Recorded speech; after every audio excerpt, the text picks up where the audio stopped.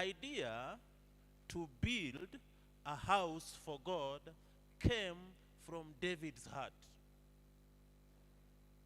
And when it was in the heart of David to build a house for God, it even disturbed God. It is like God did not take it kindly that David wanted to build him a house. Why? When God picks the children of Israel from Egypt to Canaan, God did not dwell in a house.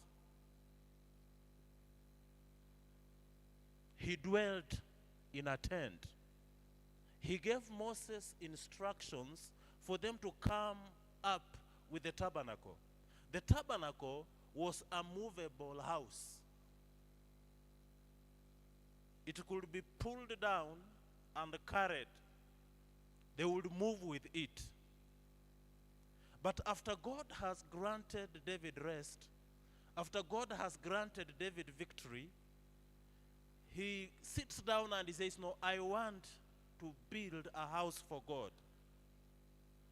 It comes in the heart of David to build a house for God.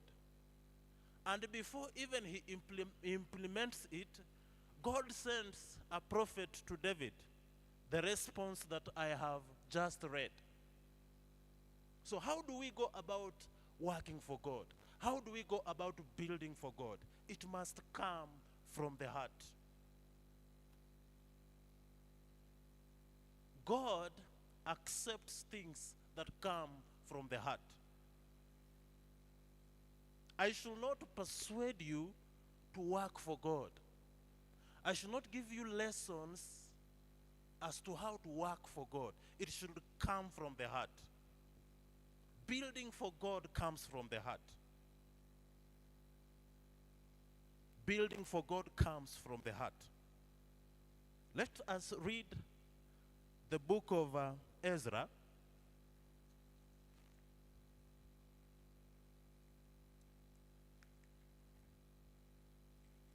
The book of Ezra, chapter 1. Building for God should come from the heart. Serving God should come from the heart. I should not wait for Pastor Wekesa to lay the hand on me for me to start working for God. It comes from the heart. And this is a very strange example. Ezra chapter 1. Now in the first year of Cyrus, king of Persia, that the word of the Lord by the mouth of Jeremiah might be fulfilled, the Lord stirred up the spirit of Cyrus, king of Persia, so that he made a proclamation throughout all his kingdom, and also put it in writing, saying, chapter 2, thus says Cyrus, king of Persia, all the kingdoms of the earth the Lord God of heaven has given me, and he has commanded me to build him a house at Jerusalem, which is in Judah. This is a heathen king. Someone who is not even in Jerusalem, the promised land. But God touches his heart. God stirs his heart that he should build a house for him in Jerusalem that had been ruined. Building for God comes from the heart. Serving God comes from the heart. It should begin with me. It should begin from my heart. And not just a heart, but a heart that is stirred.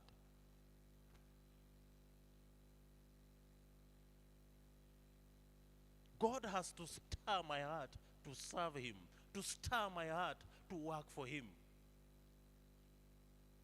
God comes from the heart, and not just the heart, but a heart that is stirred.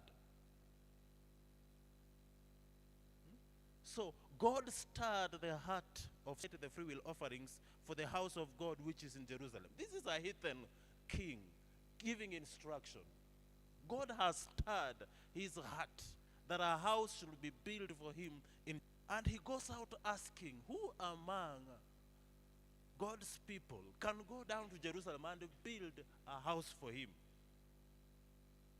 So building for God comes from a heart that is stirred.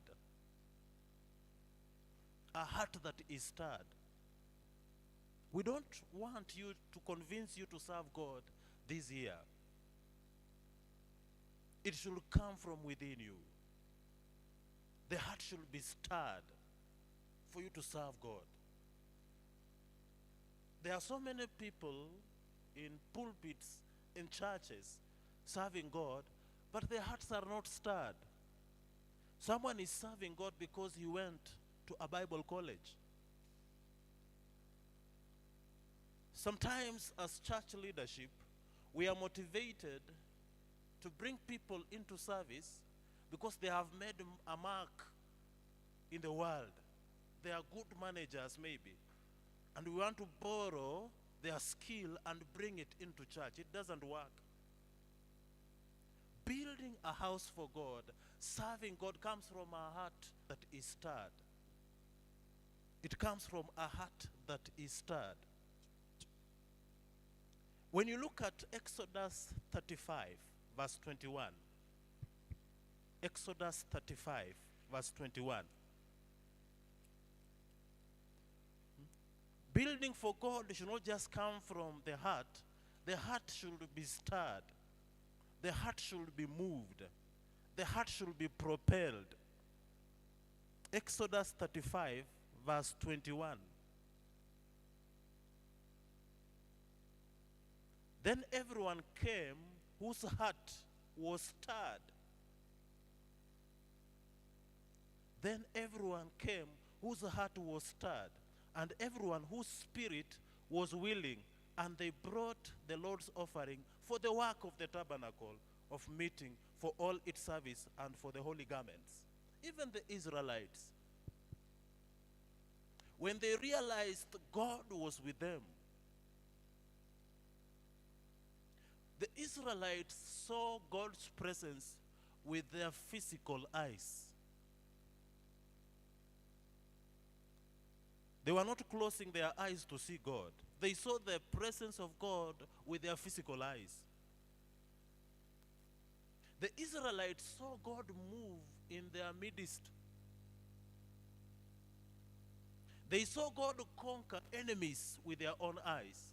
So when an announcement came that a tabernacle is being raised for the Lord, their hearts were stirred to give for the work of the house of God.